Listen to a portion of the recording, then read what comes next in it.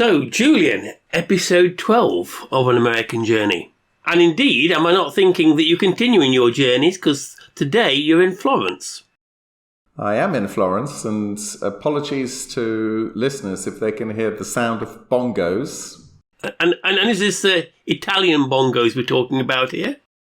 I assume so. We have a neighbour who, 5 minutes before we started recording this, started playing his bongos. And I'm not sure I really have the Italian to go and ask him to refrain from playing his bongos. So I'll just have to hope I can take it out in the edit, or listeners will just have to put up with both the bongo noise and the echo of this very large room that I'm inhabiting at the moment with very high ceilings. So apologies for the echo as well. And do you recognise any tunes that he's playing on his bongos first and foremost? No, just sort of bum bum bum bum bum bum bum bum. Julian, you're so tuneful. So, shall we make a start before you break into any more songs? So, this evening we're going to talk about Yosemite. We're going to talk about AC, air conditioning, because you overthink about AC. And of course, you'll be continuing your sessions on US American education. And what's in the episode tonight on education, Julian? Tonight it will be discipline in schools and school shootings. Oh gosh, that's a sensitive story. So shall we start with Yosemite? Have you been there, Julian? I have. I've been there twice. Twice, of course. So tell me why you think visitors to the US should go to Yosemite.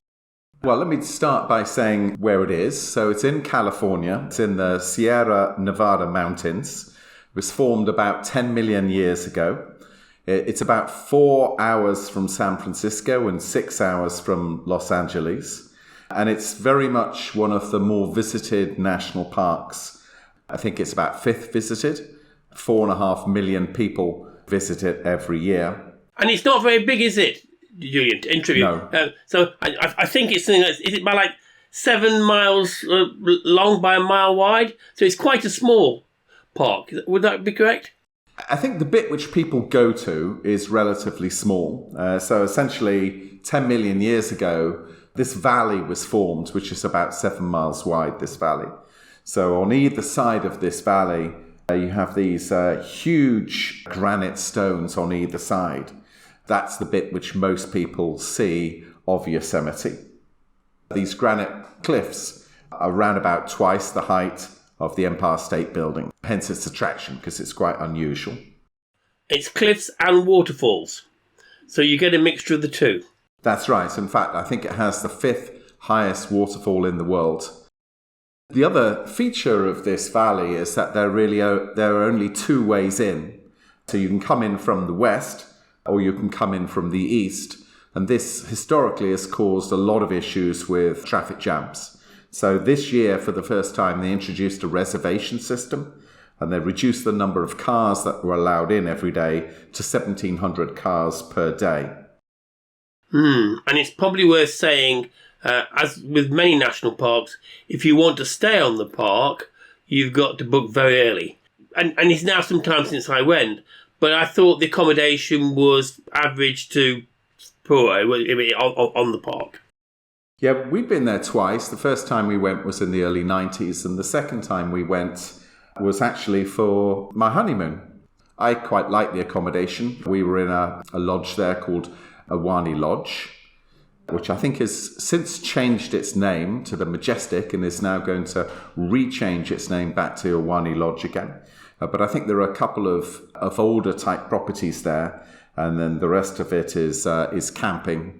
If you want to stay within the park, you have to book earlier. If you are outside the park, you could be commuting an hour or something. Talking about your honeymoon and romance, Julian, it gives you my chance to tell my story about buying the romantic package at our stay at Yosemite.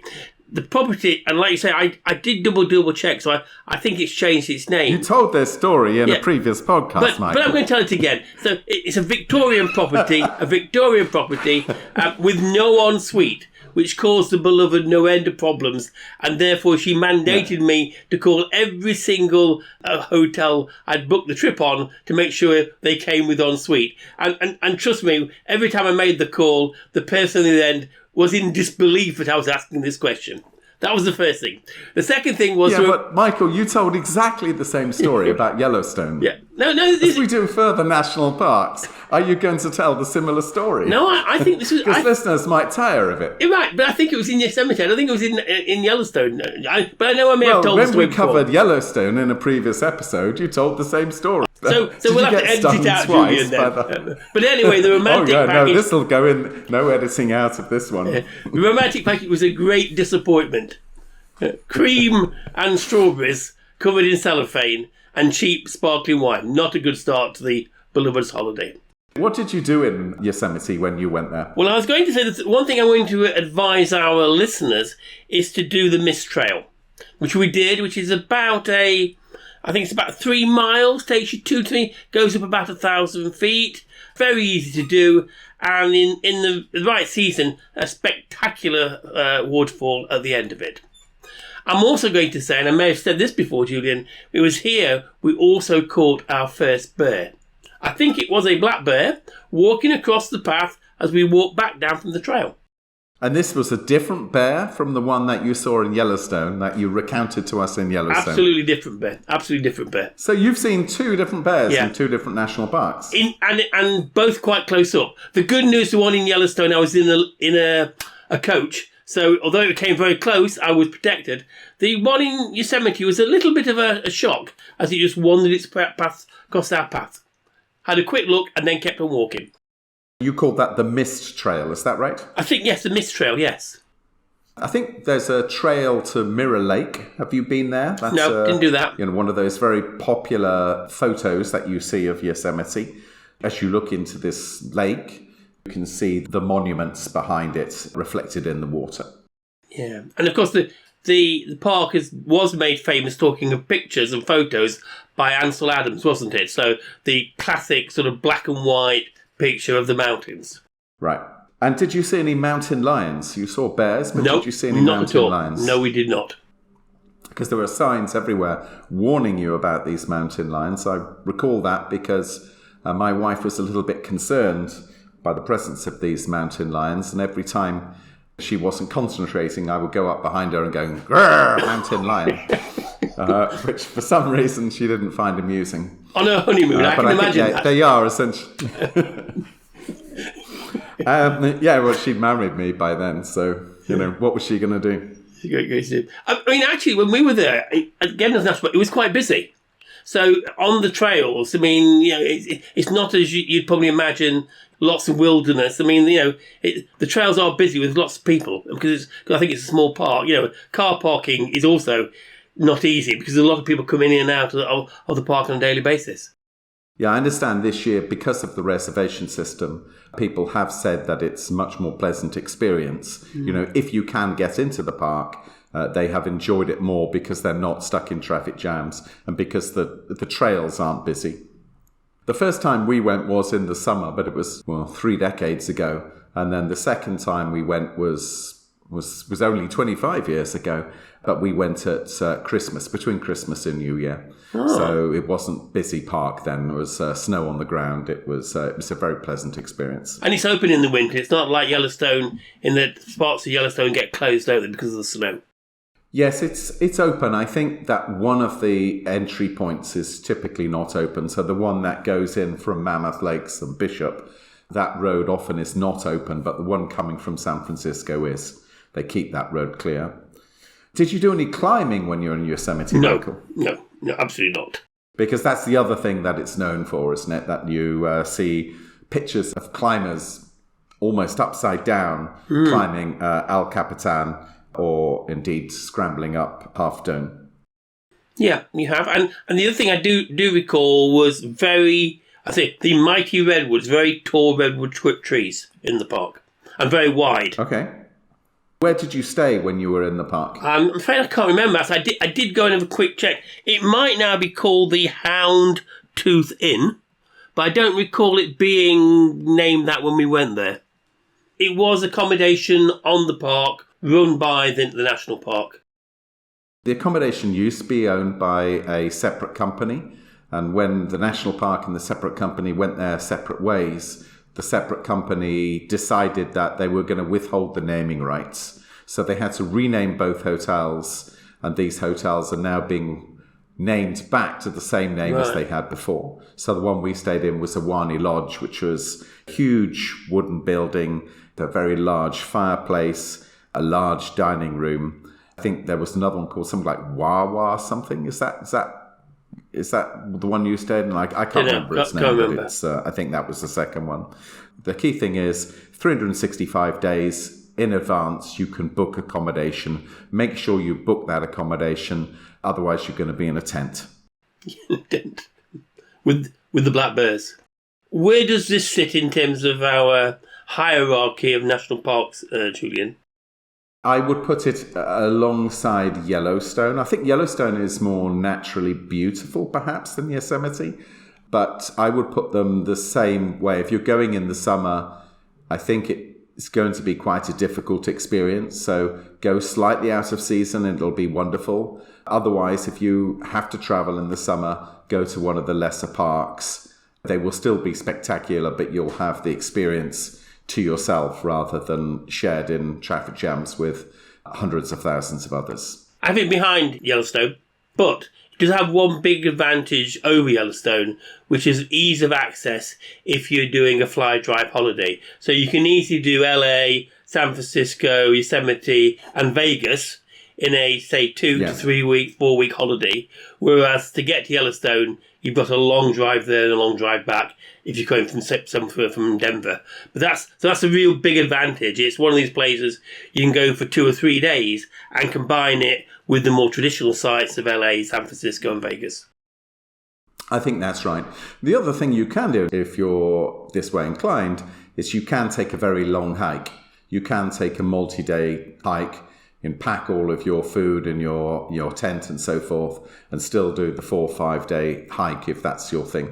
Yeah. And I'm right in thinking it's something like the visage of Glacier Point, which is the traditional view of Yosemite where you get the pictures. It's something like if you drive there, it takes you like 32 miles to drive it, whereas you can hike it in about 4 hours, I'm told. So again, if you are keen on hiking, then that's probably something to do, as opposed to driving with thousands of others. So I think we're both recommending Yosemite. It's a fantastic site. If you're British, you would not have seen anything like it.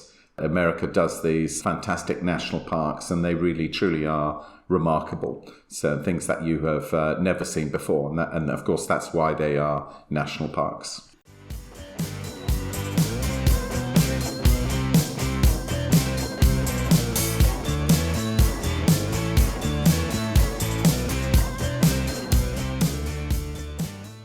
This is one of your items on the agenda. I'm a little surprised why we're going to have an in-depth conversation about air conditioning, AC, but obviously it's something you want to tell our listeners, so over to you. So we were in New York City in July, and my wife and I were sitting on a subway train. It was a very hot day. We'd just been to the beach. We were returning to New York City, to Brooklyn, and all of a sudden, 50 sirens on individuals' phones went off in the subway carriage. And it was a really quite frightening noise. And this happens twice more within the space of a couple of minutes. And what everyone was getting was they were getting a warning people to conserve energy. The message said something like, with immediate effect, we want you to limit the energy that you use to prevent power outages. So stop using your dryers, turn off your air conditioning, otherwise there are going to be some electricity cuts. And that got me to thinking about how important air conditioning is to America. Okay, so how important is it? Oh, and by the way, do you know the significance of Brooklyn in the invention of air conditioning? I'm not sure I necessarily know that answer, but let me give you a bit of a history of air conditioning. And then you can tell me which bit of this happened in Brooklyn. There have been in ancient times civilizations which have developed forms of climate control by designing buildings in a particular way. You know, the Egyptians, the Romans, the Chinese did it in history. Power-assisted air conditioning started in 1840 by a chap called John Gorrie, who was a doctor from Florida, so not from Brooklyn. He invented this for the good of his patients. He struggled to patent it. Essentially, the companies that produced all of the ice tried to prevent it from patenting it. But he did eventually do that in 1851. But it was really not used. And the main reason it wasn't used was because of Puritan resistance to this innovation. There is a book in the Bible called the Book of Amos, in which it was said that God created the wind. And people at the time thought that it was sinful to create a machine that did this. And hence there was very little take-up of his invention.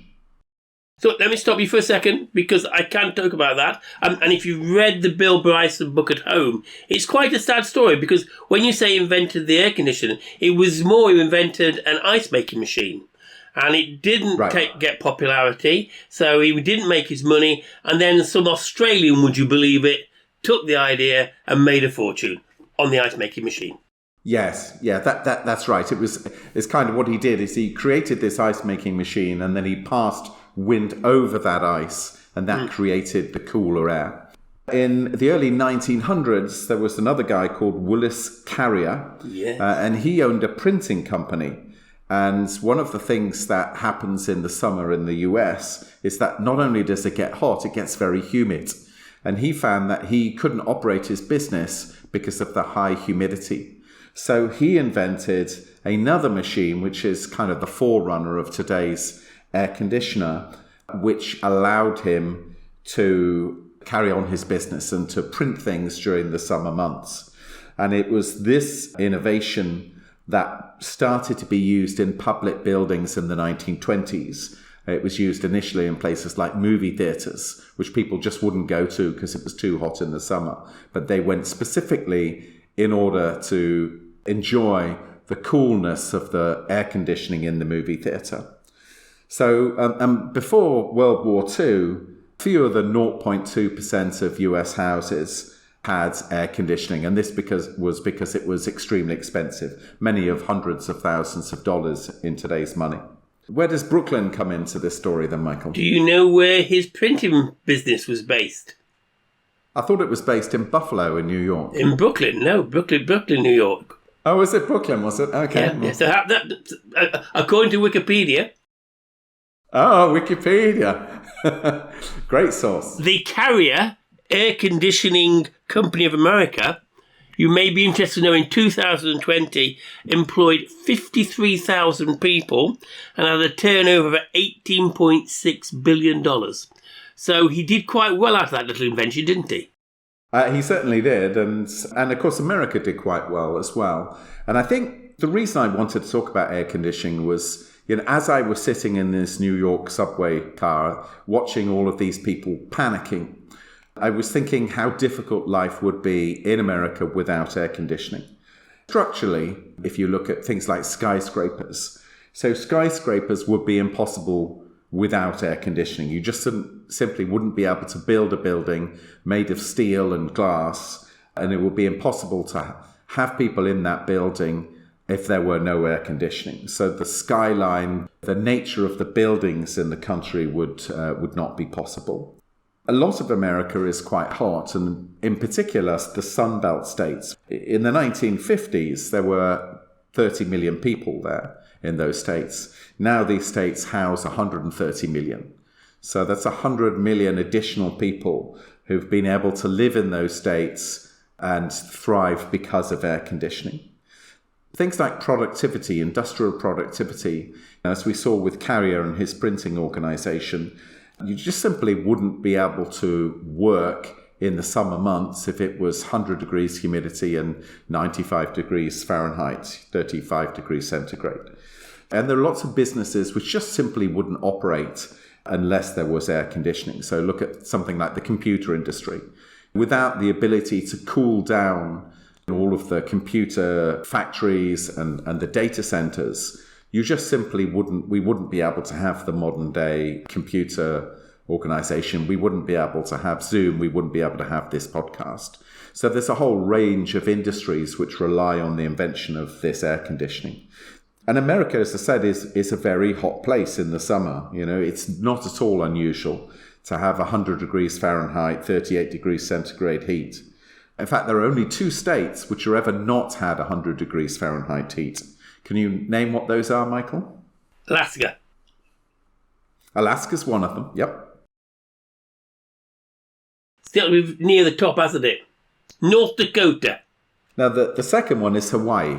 Oh. That's not had 100 degrees either. The lower 48 have all hit 100 degrees on at least one occasion, and many of them regularly.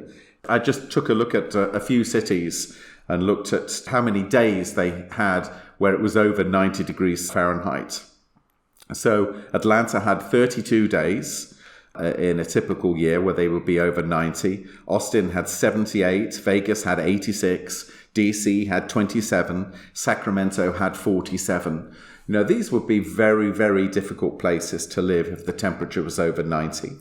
When I was on that subway train, you know, I read a little bit about previous shortages, when they'd cut off electricity. Sometimes they'd cut it off for a week. So if you're living for a week and it's 95 degrees Fahrenheit, that's an extremely difficult time to live without air conditioning. And indeed, before air conditioning, there were always thousands of deaths every summer from just the heat. So 2 thoughts, Julian. So one, and I don't have the stats, but I imagine there are, in Europe, where there are equally humid, warm places, there isn't the same level of aircon, is there? So, and you're in Italy at the moment. I suspect if you look across the valley there, you don't see these horrible air conditioning units stuck on people's windowsills as you do in the States. So that's always many. And secondly, of course, we then have got, and the reason why sort of the power's an issue is we've got sustainability issues. Right. And the good news is not so long ago, aircon had real issues with CFCs. My understanding is that problem has been solved, but at least for new air conditioners. Yeah. But clearly it is going to be a long-term problem around the cost of all this aircon, given the detrimental impact on the environment. Well, you'll be pleased to know that I did do my research, Michael. Good. And I do have the figures that you were searching for. So air conditioning is a relatively recent feature even in the US. Before the Second World War, almost no houses had air conditioning in the US. By 1950, 10% of houses had air conditioning. Now it's around about 90%. So that's happened over, a fairly short period of time. And that happened also in Singapore, Australia, Hong Kong, other places where there was regular, very high temperatures for extended periods of time. The one which is really quite remarkable is China. So in 1991, when we first visited China, I remember we went to Beijing. We were in a hotel in Beijing, and we were very fortunate that our hotel had air conditioning. It was one of the few places at the time which would have air conditioning in China. And I remember going outside of the hotel, just going out of the doors in the lobby and going outside the air conditioning. And within literally 2 seconds, I was completely covered in sweat from the humid atmosphere outside. In the last 15 years in China, they've gone from 0% of the country, of houses in the country having air conditioning, to almost every single person in the country having air conditioning.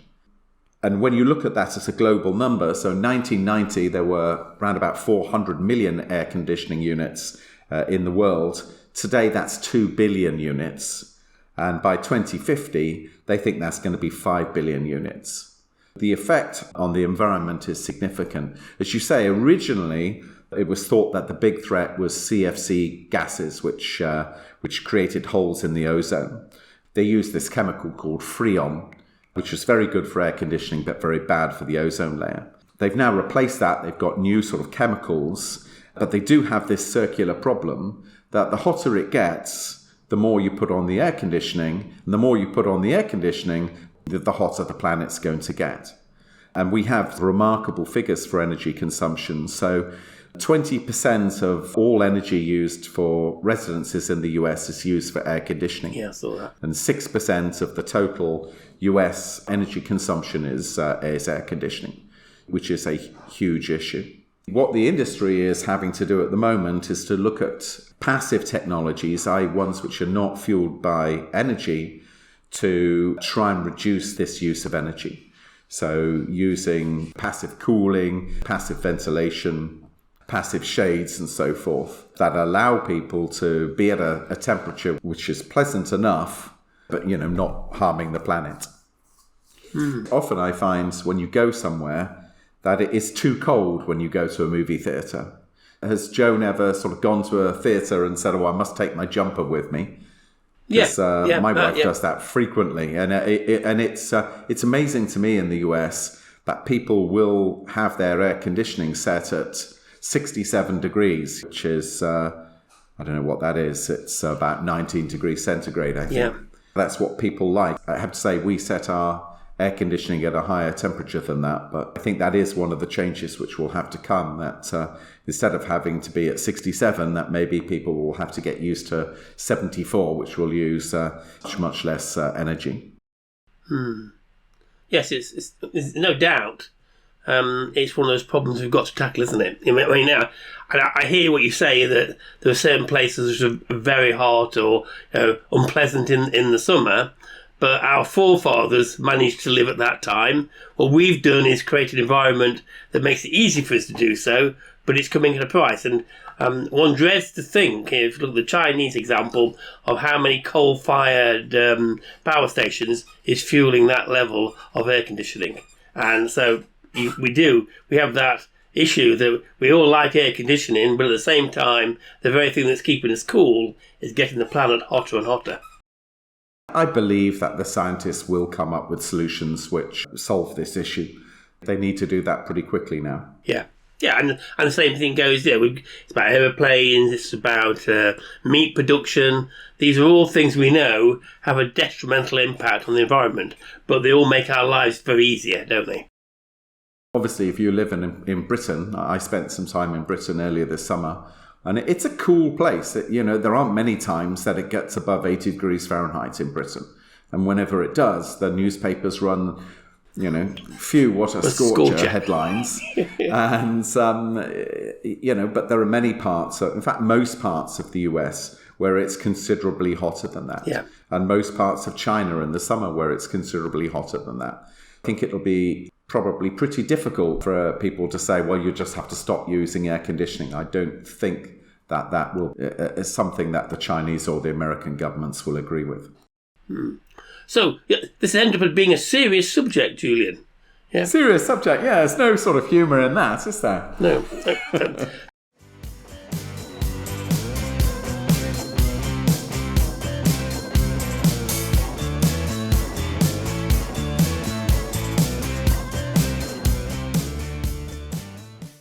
Talking of serious subjects, I know you're now going to cover the vexed issue of shootings in schools. Discipline per se, but school shootings.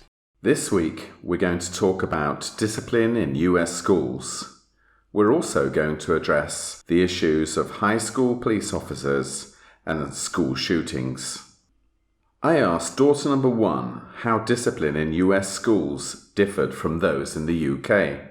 At most schools, the discipline by the teachers is very, very minimal. So that means that as soon as there is any issue in the classroom, the teacher will send the child straight to the office or call on the phone, get someone to come get the child and take them to where the administrators are. Our school had a team of 4 or 5 full-time administrators whose pretty much sole job was to deal with discipline issues within students and try and break the cycle of them continuing to disobey. There's no detention being given by a teacher. A teacher cannot keep you after class of their own accord in any way. In the UK, teachers are more responsible for their own discipline in the classroom. They will typically both decide on the appropriate punishment if one is needed and be responsible for administering that punishment. If a child has done something more serious, they might send that child to the head teacher's office. So what punishments can the school administer? Here's daughter number 2. The only punishments that they could give were they could give you detention, they could give you in-school suspension, which is where you sit in a room for the entirety of the day and just do your schoolwork, but you're not allowed to talk to anybody, and somebody just delivers the work or the test or whatever it is, and you're usually just sitting in there with a bunch of bad kids. You seem to describe that with a certain amount of certainty. It's almost as if you've been there. Yes, I was in school suspension in middle school because we weren't allowed our phones. I was sent to in-school suspension in middle school because my phone went off, and that was not allowed, and my teacher just was feeling especially awful that day. And then you also had out-of-school suspension where you weren't allowed to go into school. Things like getting in fights, getting drunk at school. If they find drugs on you in school, that would also be out-of-school suspension. They did change the rules after the vaping epidemic got really bad at our school.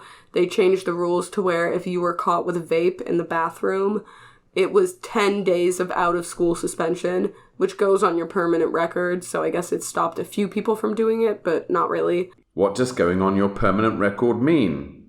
Daughter number 1 explains. And they could also, if they really wanted to, write a letter to the university that you were going to go to. Right. The one thing you didn't want on your record is a permanent letter of a severe disciplinary action or something that they were obligated to tell the universities. Did these permanent records necessarily harm your university admission?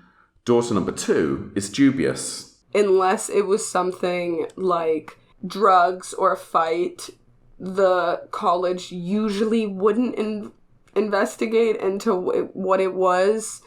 After one of the shootings, we had a walkout at school, and this was sophomore year of high school, and the school had told everybody, because they knew that it was a plan, and it was a very well-known thing that it was happening, and the administration had told people that if you walked out and you left school, you were going to be suspended.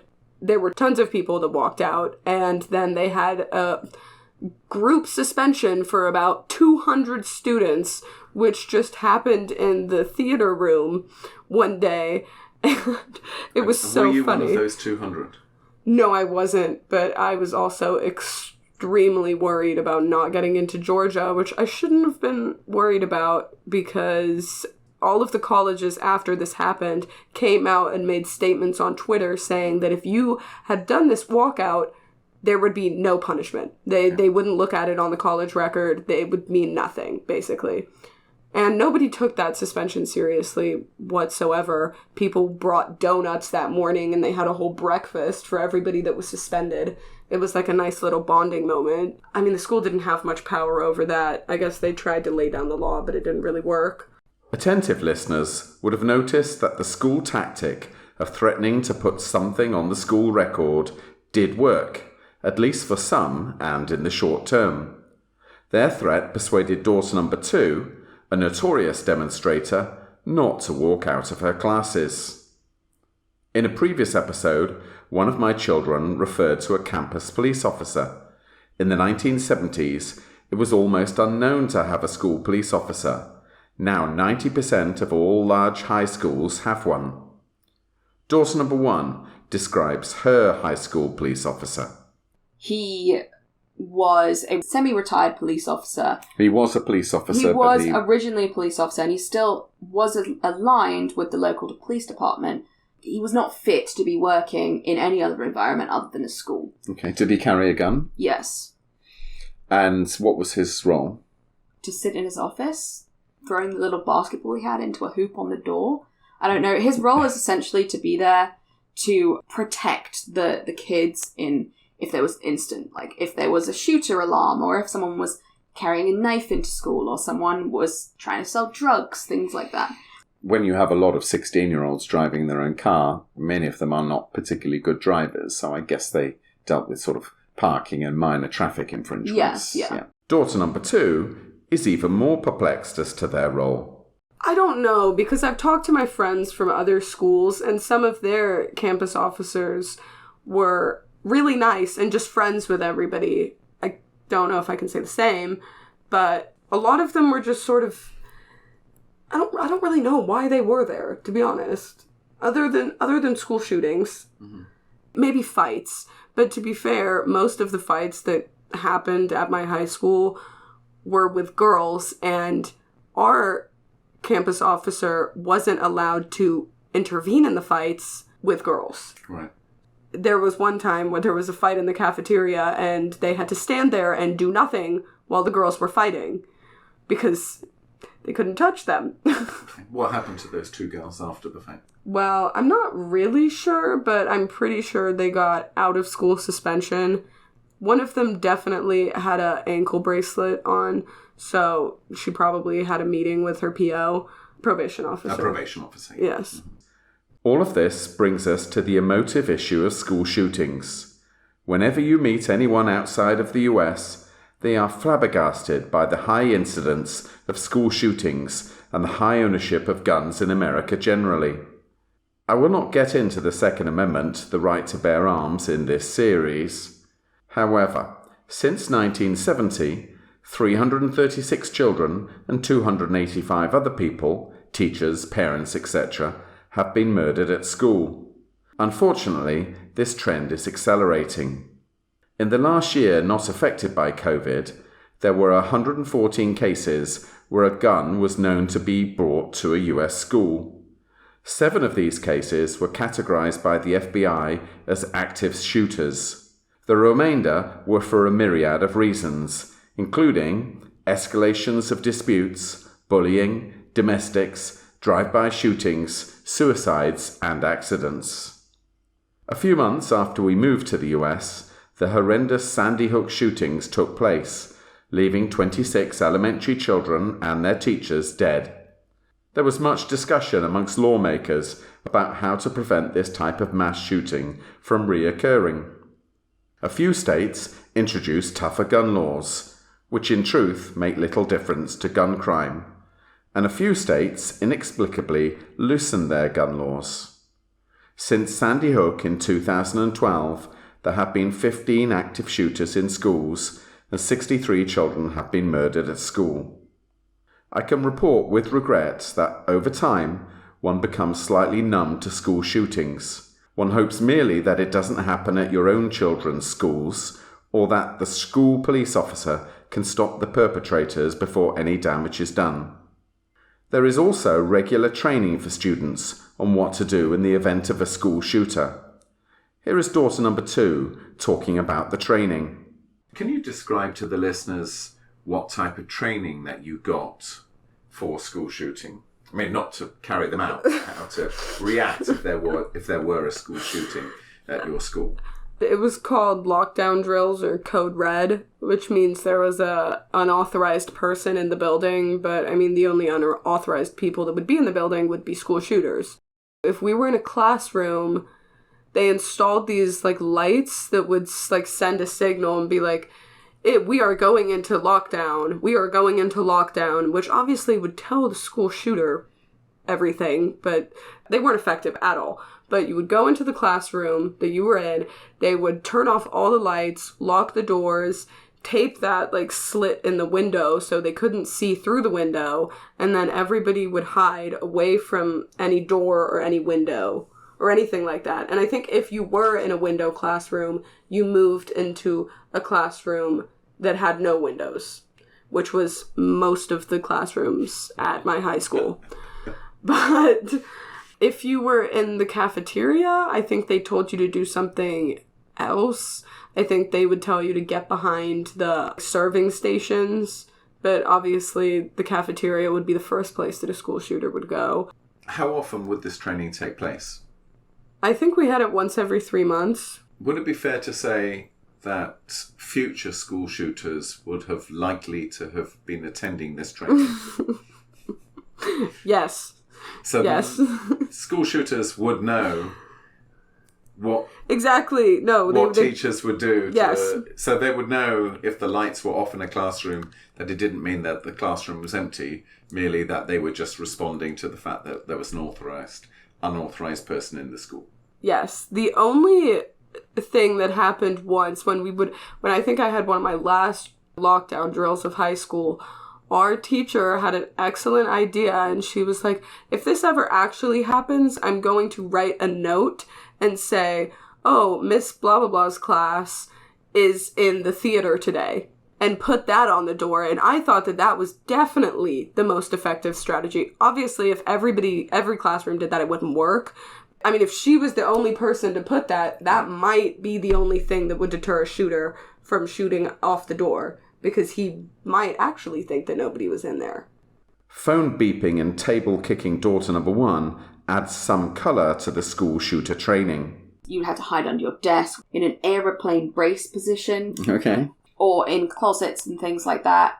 No one ever took it very seriously, because I suppose it's not serious until it is serious. Yeah. And you never had a school shooter in your school? We had a few threats. I remember one just before Valentine's Day, there was writing in a bathroom stool that said, "If you will regret it if you come to school on Valentine's Day." Oh, and that's written by somebody who wanted Valentine's Day away from school, I guess. Possibly. I mean, they don't know. The school at the time did an investigation into who it was with the local police department. They decided that it was no threat. They beefed up the security on that day, but I was one of, 3 kids in every one of my classes, which should have been 30 kids. Right. So parents, rightly so, were scared by the idea that there was a... But not your parents, who sent you to school. Yeah. I mean, what were the teachers going to do? Mark you off for not being there that day? I mean, they were not going to say you have to be there. Right. What if there was a school shooting and they told you have to be there? Of course, it is preposterous that children have to go through this type of training. It may seem odd to some that my children and I are joking about this type of training, but as 2 famous Stanford studies show, humour helps people cope with horrific themes. Next time in our series on education, we're moving on to a more pleasant topic: the American college or university experience.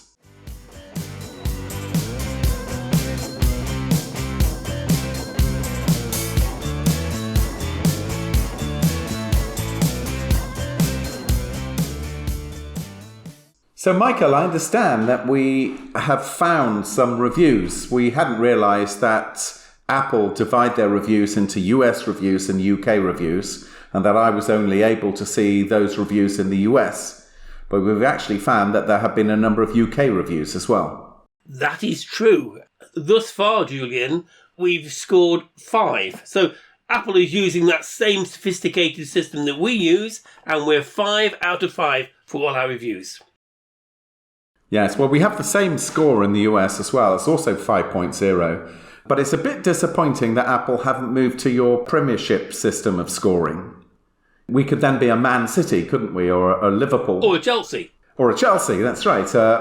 Although, I guess on the other hand, if things didn't go so well with the reviews, we might be something lower in the table, like a Norwich City or, God forbid it, Derby County. Well, we won't want to be there, would we, Julian? So, should I...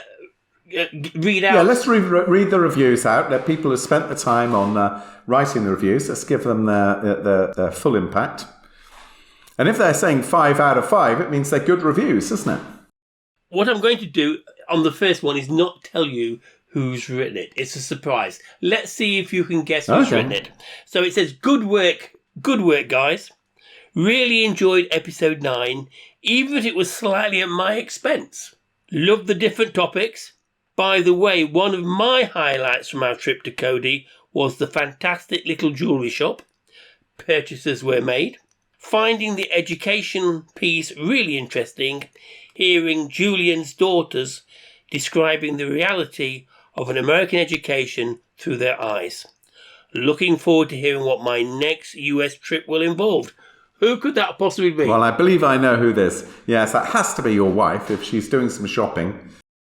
And she signs it, Michael's beloved. So absolutely. Oh, that's very good. Excellent. The next one is less good, Julian. And it's dear. come from HD, BD, JF, JFJ. Okay, well, somebody's really taking the mickey there, aren't they, Michael? Well, and what they've said is, two old farts. Two old farts discuss all things American. Just kidding. This is an excellent romp across the US. Places, culture, political system and history. Great addition to any podcast list. Cannonball, Anton Deck, Laurel and Hardy. This could be the next great double act. Excellent. Well, that's fantastic praise, isn't it? It is. So who's your favourite double act? Lennon-McCartney. I like Laurel and Hardy as well, but Lennon and McCartney would be my favourite double act. And yours? In football, of course, Clough and Taylor. Well, you're going back a while there, aren't you? As Derby County supporters, we have to. Steep in history, Julian. Right. Steep in history. So shall I move on to myth-busting view of all aspects of USA life? From Leather Seat. An enjoyable listen. Covers a wide range of topics, providing fresh light on previously accepted assumptions about US life and institutions. The divergence of laws and attitudes between states is an eye-opener. A good follow-up to the detailed but very readable book, High, Wide and Handsome. Wide-ranging... excellent book. We'll come back to your book, Julian. Wide-ranging subject matter mixed in with detailed facts and real-life experiences. So how is the book sales going? They're going well. Occasionally my wife will ask me how my sales are going, so I'll go on to the very helpful little app that I have, and, I surprise myself with, that day there's been, quite a few sales. So it's, slowly but surely, and it's selling well. I'm pleased.